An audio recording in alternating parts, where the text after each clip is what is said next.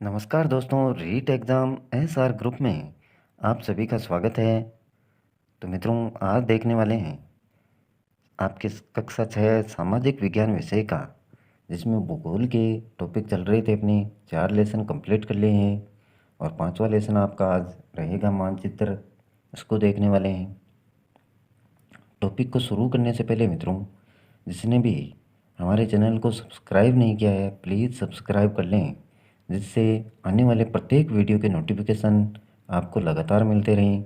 और वीडियो अच्छा लगे तो लाइक करें, शेयर करें अपने मित्रों के साथ में, जिससे हमारा चैनल लगातार ग्रोथ करता रहे, आपको भी उसका फ़ायदा हो और अन्य जो भी मित्र हैं उनको भी फ़ायदा हो सके। तो देखते हैं मित्रों, आज का हमारा टॉपिक मानचित्र। देखिए, इसमें दे रखा है पहला पॉइंट, मानचित्रों की आवश्यकता क्यों पड़ी। जब मनुष्य को पृथ्वी के बारे में सामान्य जानकारी हो गई, तब क्षेत्र संबंधी उसके ज्ञान का विस्तार होने लगा। अपने परिवेश और देश से निकलकर दूसरे देश परिवेश में जाना प्रारंभ किया तो वह कभी कभी रास्ता भटक जाता था। प्रारंभ में वह दिन में सूर्य के माध्यम से, वह रात्रि में तारों के माध्यम से दिशाओं की जानकारी प्राप्त करता था। जब मनुष्य व्यापार या अन्य कारणों से देश परिवेश से बाहर जाने लगा तो रास्ता भटके नहीं और स्थान की सही जानकारी हो, उचित मार्ग का अनुसरण कर सके, उचित रास्ता दूसरों को बता सके। इस हेतु प्रारंभ में उसने बिना मापने के जमीन या दीवारों पर नक्शा, रेखा चित्र या खाका बनाना प्रारंभ में किया। तो ये सामान्य से जानकारी है मानचित्रों की आवश्यकताओं के लिए। शुरुआत में क्या है, मनुष्य थोड़ी बहुत जब भी उसको पृथ्वी की जानकारी प्राप्त हुई तो वह अलग अलग क्षेत्रों में जाने लगा। देश परिवेश में वह घूमना प्रारंभ किया। प्रारंभ में क्या है, वह दिन में तो सूर्य के माध्यम से और रात्रि में तारों के माध्यम से दिशाओं की जानकारी प्राप्त करता रहा। जब मनुष्य व्यापार या अन्य कारणों से देश परिवेश से बाहर जाने लगा तो रास्ता भटके नहीं और स्थान की सही जानकारी उसको प्राप्त हो, इसके लिए वह उचित मार्ग का अनुसरण कर सके, उचित रास्ता दूसरों को बता सके। इस हेतु प्रारंभ में उसने क्या किया, बिना मापने के जमीन या दीवारों पर नक्शा बनाना प्रारंभ कर दिया। अब देखिए आगे। उस समय बनाए गए नक्शों में कई तरह की व्यापारिक समस्याओं के कारण मानव बाद में मापने के आधार पर कागज पर अपनी आवश्यकताओं के अनुसार मानचित्र बनाने लगा, ताकि अपनी सुविधा अनुसार कभी भी उसका उपयोग कर सके। तो शुरुआत में तो वह दीवारों पर नक्शा या रेखा चित्र जो भी हैं वो बनाने लगा। फिर उसके बाद में धीरे धीरे क्या है, उसने कागज़ पर अपनी आवश्यकताओं के अनुसार मानचित्र बनाने शुरू कर दिए। इधर दे रखा है, देखिए, क्या आप जानते हैं ग्लोब पृथ्वी का प्रतिरूप है। ये हमने पिछले अध्याय में पढ़ लिया था कि ग्लोब पर जो पृथ्वी है उसकी मानचित्र है या उसकी जो दिशाएं हैं, देशांतर है, अक्षांश है, उसको किस प्रकार से अंकित किया जा सकता है। ये सारी बातें पिछले अध्याय में हम अच्छे से पढ़ चुके हैं। पृथ्वी की संपूर्ण जानकारी एक ही स्थान पर बैठकर प्राप्त कर सकें, इसलिए पृथ्वी के प्रतिरूप के रूप में ग्लोब की रचना की गई। पृथ्वी के छोटे प्रतिरूप ग्लोब पर मनुष्य ने काल्पनिक अक्षांश एवं देशांतर रेखाएं बनाई हैं, जिनके माध्यम से किसी भी स्थान की स्थिति यानी लोकेशन की सही जानकारी प्राप्त की जा सकती है। अब देखिए आगे, मानचित्र का विकास कैसे हुआ। मानचित्र का विकास, क्या आप सोच सकते हैं कि मानचित्रों का वर्तमान स्वरूप किस प्रकार हमारे सामने आया है। इसके पीछे भी लंबी कहानी है। पुरातन काल में जो मानचित्र बनाए जाते थे, पुरातन काल पुराने समय में जो भी मानचित्र बनाए जाते थे वो आज के मानचित्रों के जैसे नहीं होते थे, बल्कि वे केवल रेखा चित्र ही थे, जिनमें किसी भूभाग का वर्णन चित्रों के माध्यम से होता था। इन मानचित्रों की मापनी नहीं होती थी, यानी किसी भी प्रकार का उस पर मापन नहीं किया जाता था, सिर्फ रेखा चित्र बना दिए जाते थे। आज से लगभग 3000 वर्षों से भी पहले मिस्र वासियों ने सर्वप्रथम उपयोगी मानचित्र बनाए, जिसमें नील नदी के आसपास के चित्रों को दर्शाया गया था। तो सबसे पहले जो उपयोगी मानचित्र बनाए गए वो किसके द्वारा, मिस्र वासियों के द्वारा बनाए गए, जो आज से लगभग 3000 वर्षों पहले बनाए गए। और उसमें दर्शाया किसको? नील नदी के आसपास के खेतों को दर्शाया गया। मानचित्र बनाने की कला का धीरे धीरे विकास हुआ, जिसमें सर्वप्रथम प्राचीन यूनान के भूगोलवेत्ताओं का बहुत बड़ा योगदान है। हेकेटियस ने अपना मानचित्र ईसा पूर्व 5वीं या 6वीं शताब्दी में तैयार किया था, जो कि भूमध्य सागर के समीप के निवासी थे। यह घटना उस समय की है जब पृथ्वी को गोलार्ध नहीं माना जाता था, बल्कि एक वृत्त के रूप में माना गया था। इस वृत्त के केंद्र में ग्रीस को दिखाया गया था। इस समय संसार को केवल 3 महाद्वीपों यूरोप, एशिया, अफ्रीका में बांटा जाता था। एशिया की जानकारी केवल सिंधु नदी के पश्चिम तक ही थी।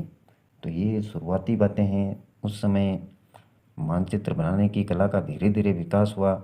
यूनान के जो भूगोलवेत्ता हैं उनका बहुत बड़ा योगदान रहा इसमें।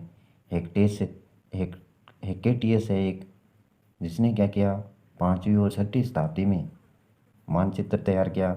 उसमें ये भूमध्य सागर के समीप के निवासी थे। ये बातें दे रखी हैं, तो इसमें कोई ज़्यादा खास नहीं है। आगे देखिए इसमें, ग्रीस राज्य के पतन के बाद रोमन राज्य का उदय हुआ। इसी समय के महान भूगोलवेत्ता टोलेमी ने यूरोप एवं संसार के ऐसे मानचित्रों की रचना की जिसमें अक्षांश एवं देशांतर रेखाओं को भी दर्शाएगा। तो ये ध्यान में रखना है, ग्रीस राज्य के पतन के बाद जो रोमन राज्य है उसका उदय हुआ। इसी समय के महान भूगोलवेत्ता टोलेमी टोलेमी ने यूरोप एवं संसार के ऐसे मानचित्रों की रचना की जिसमें अक्षांश व देशांतर रेखाओं को भी दर्शाया। तो सबसे पहले किसने दर्शाया? टोलेमी ने। किसको? अक्षांश व देशांतर रेखाओं को यूरोप एवं संसार के ऐसे मानचित्रों में। आगे देखिए, ये हेकेटेस का मानचित्र है जिसने बनाया। कुछ चीज़ें इसमें अंकित की, लीबिया है, एशिया को दर्शाया, भारत को दर्शाया, यूरोप को दर्शाया, भूमध्य सागर को दर्शाया। हेकेटेस का मानचित्र। और इधर दे रखा है टोलेमी का मानचित्र, थोड़ा सा इससे विकसित हुआ। इसमें चीन को दर्शा दिया, गंगा नदी है, भारत को दर्शाया, हिंद महासागर को, नील नदी को, मिस्र और भूमध्य सागर, और इधर अफ्रीका। तो ये टोलेमी का मानचित्र है। दूसरी सदी में जब रोमन साम्राज्य का पतन हुआ तब यूरोप में अंधकार युग की शुरुआत हो गई। इस काल में मानचित्र कला का विकास नहीं हुआ। विकास पुनः 13वीं सदी के पश्चात हुआ, जब यूरोप में समुद्री यात्राओं के लिए सही दिशाओं की जानकारी की आवश्यकता हुई। तो ये 13वीं सदी के पश्चात जब यूरोप में समुद्री यात्राओं के लिए सही दिशाओं की जानकारी की आवश्यकता हुई, तब मानचित्र कला का विकास हुआ या उसकी आवश्यकता पड़ी।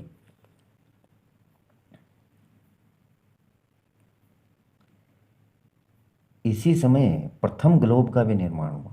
कौन सी सदी के बाद में? 13वीं सदी के पश्चात, जब यूरोप में सही दिशाओं की जानकारी के लिए आवश्यकता पड़ी, तब प्रथम ग्लोब का भी निर्माण हुआ। इस समय मार्को पोलो, कोलंबस से वास्को डिगामा, मैगलीन एवं कैप्टन कुक ने लंबी यात्राएं की और उस समय के महाद्वीपों एवं महासागरों के ज्ञान को आगे बढ़ाया। इस दौरान यूरोप में 16वीं शताब्दी में प्रिंटिंग मशीन का आविष्कार हुआ।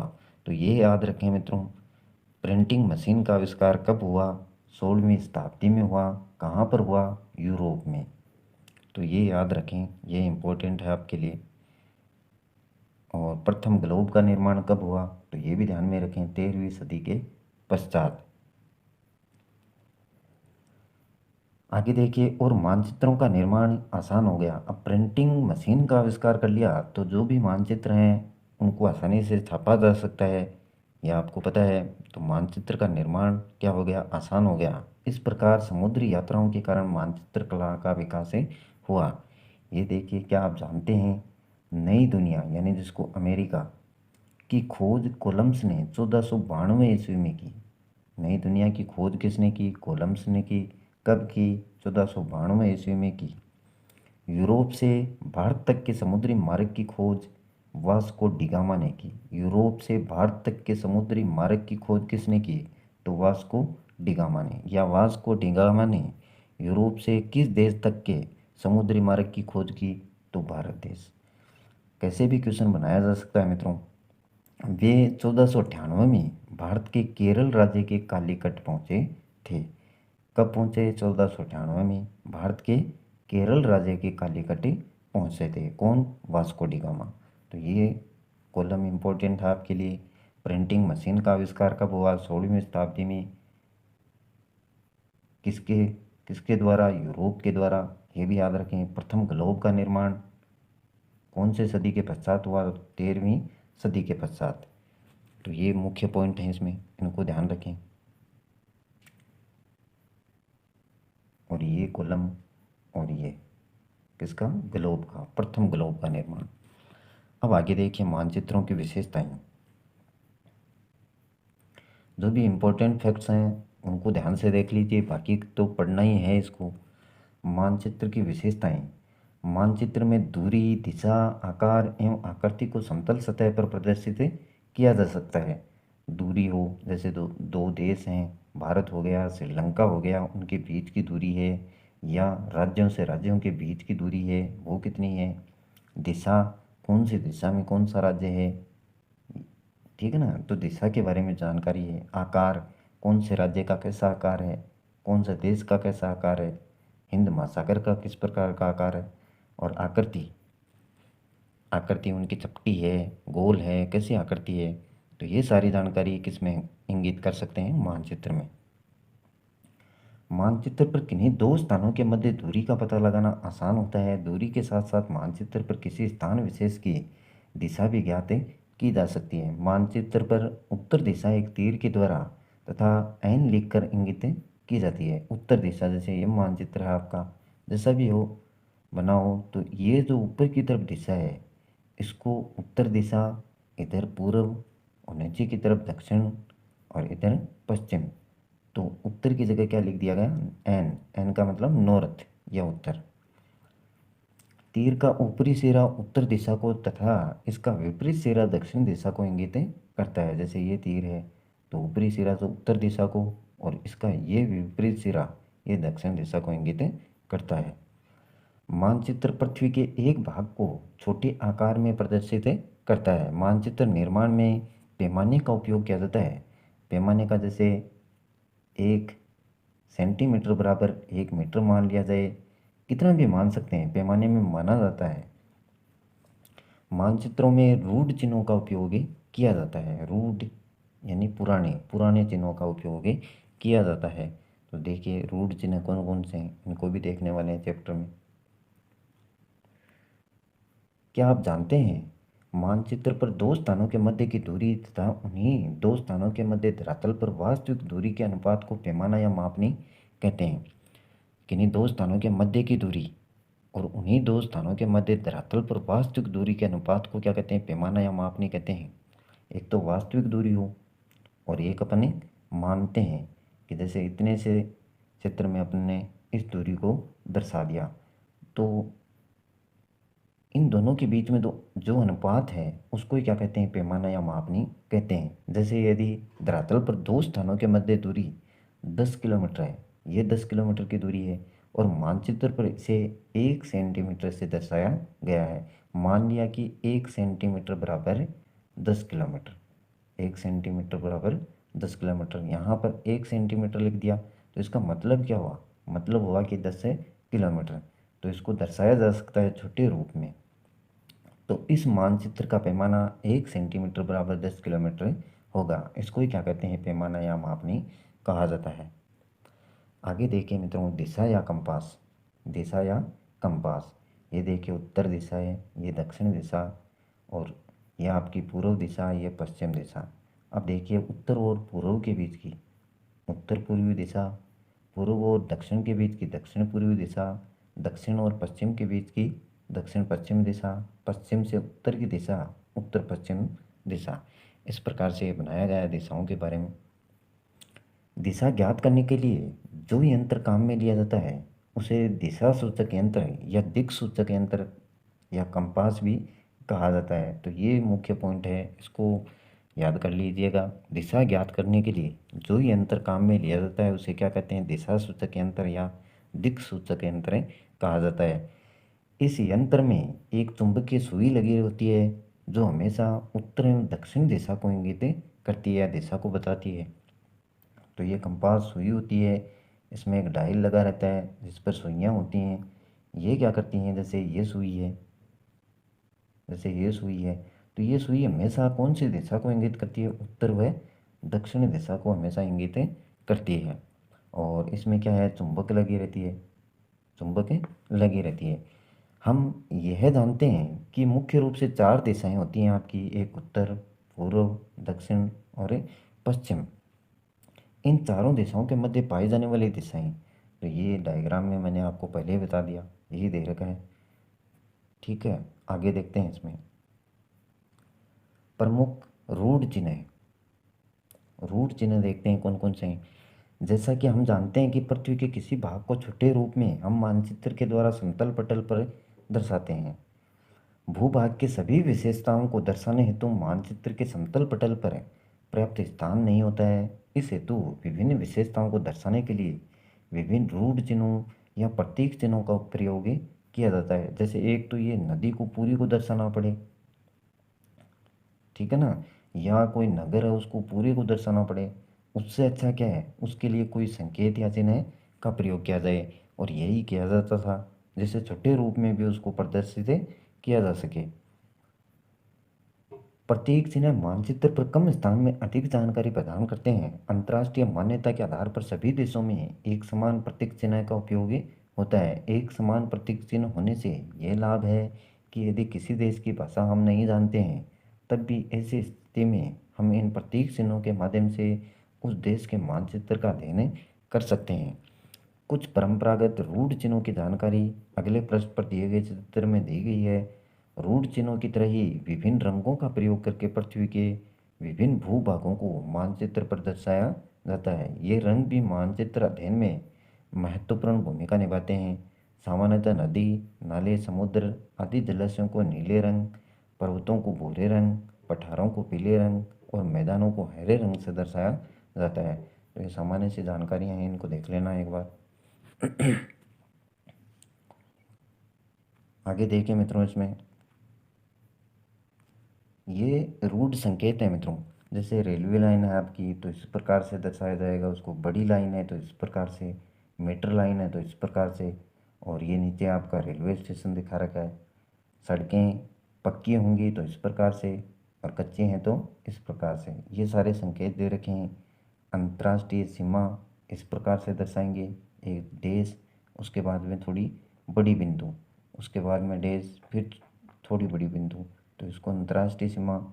और राज्य की बात करें तो राज्य में देश तो होती है, थोड़ी सी पतली डेस और बिंदी, और उसके बाद में डेस पतली सी और फिर बिंदी। और जिले की अगर बात करें तो इस प्रकार से डेसें दिखाई जाती हैं। नदी की बात करें तो इस प्रकार से, कुआं ये चित्र है, और तालाब का ये आपका नहर, और ये पुल।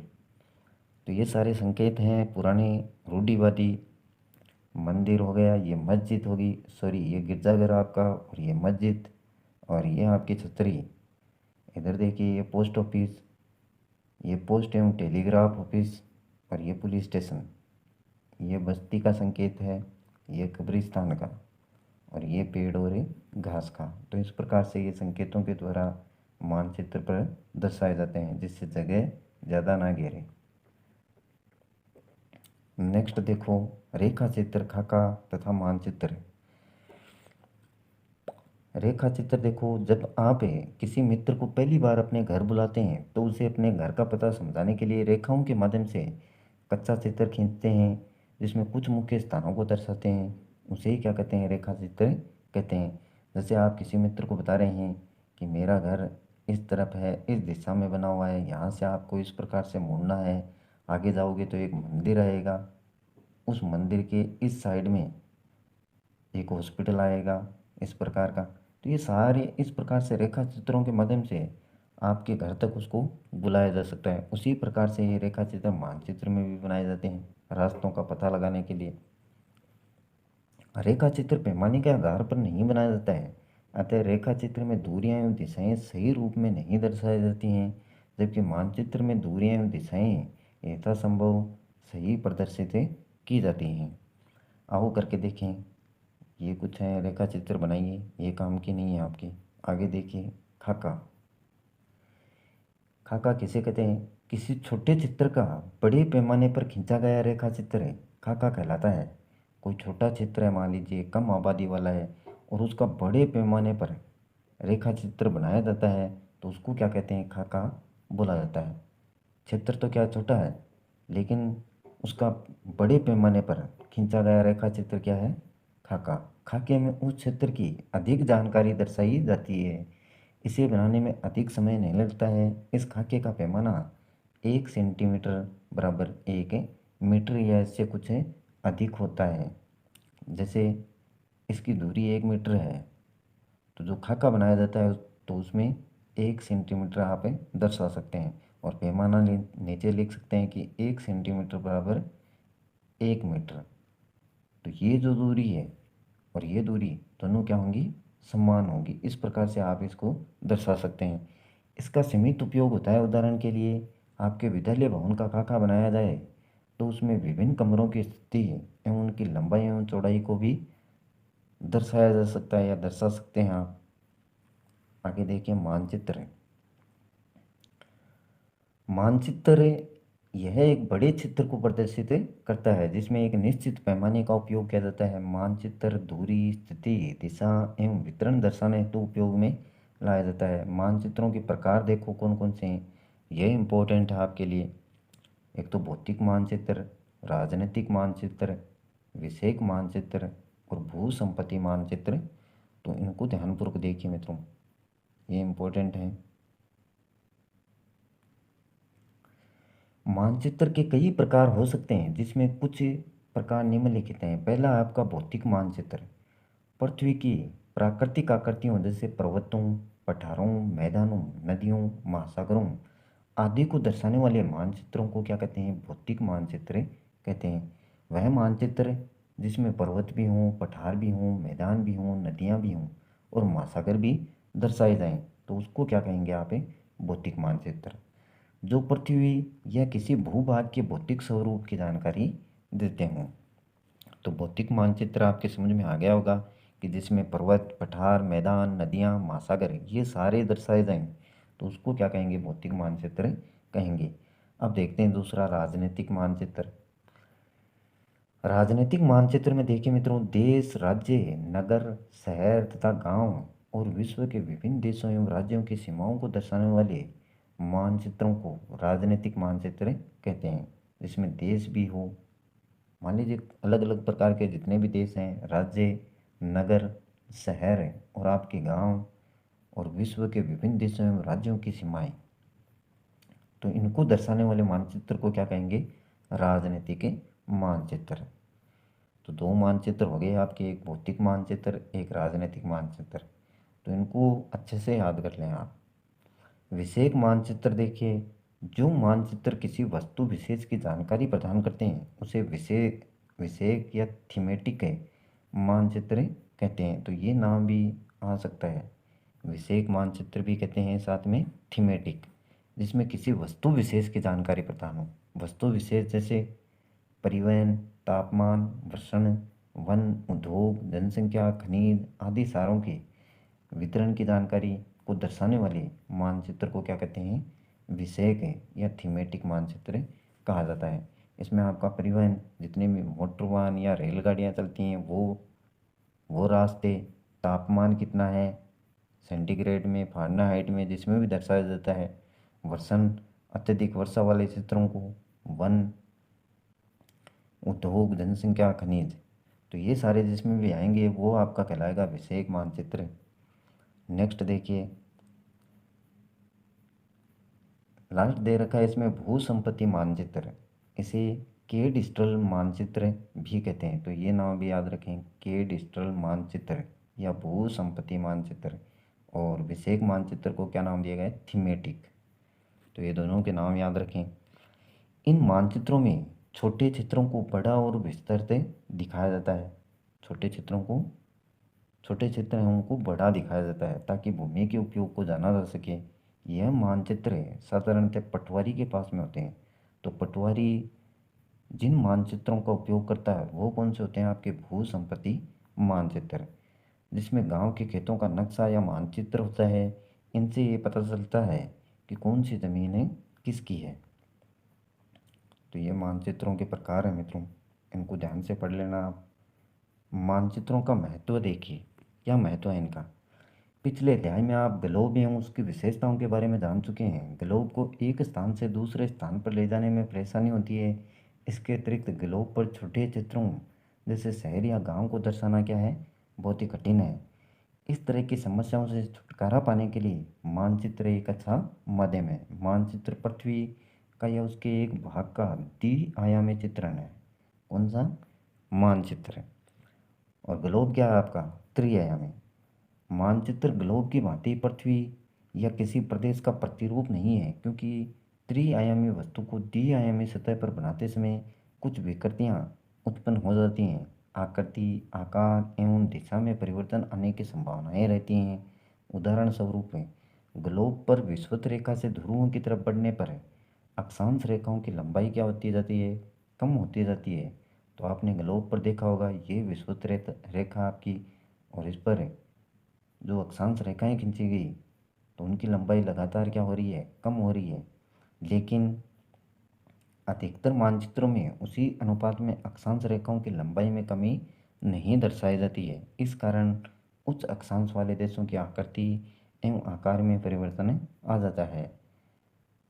ग्लोब पर ध्रुव लगभग एक बिंदु के समान होता है, किंतु अधिकतर मानचित्रों में ध्रुवों को एक सीधी रेखा के द्वारा प्रदर्शित किया जाता है। तो ये ग्लोब और मानचित्र में देखो अंतर भी है मुख्य। ग्लोब पर आप ध्रुवों को बिंदुओं के रूप में दर्शाते हैं। ये ऊपरी उत्तरी ध्रुव है और नीचे की तरफ आपका दक्षिणी ध्रुव है। लेकिन मानचित्रों में इस प्रकार से नहीं करते हैं, बल्कि एक सीधी रेखा के द्वारा उनको प्रदर्शित किया जाता है कि ये आपका उत्तरी ध्रुव है और ये आपका दक्षिणी ध्रुव है। फिर भी मानचित्र के कई लाभ हैं। ग्लोब की अपेक्षा इन्हें बनाना आसान है। एक स्थान से दूसरे स्थान पर ले जाना भी क्या है? आसान है। इसमें छोटे स्थान, गांव, शहर को भी दर्शाया जा सकता है। एटलस विभिन्न प्रकार के मानचित्रों का एक संकलन होता है जो हमें विस्तार से जानकारी प्रदान करते हैं। इस कारण दैनिक जीवन में मानचित्रों का उपयोग ग्लोब की अपेक्षा अधिक होता है। जैसे बैग में लेकर जाना हो तो आप मानचित्र को ले जा सकते हैं मित्रों, लेकिन ग्लोब को ले जाना इतना आसान नहीं है।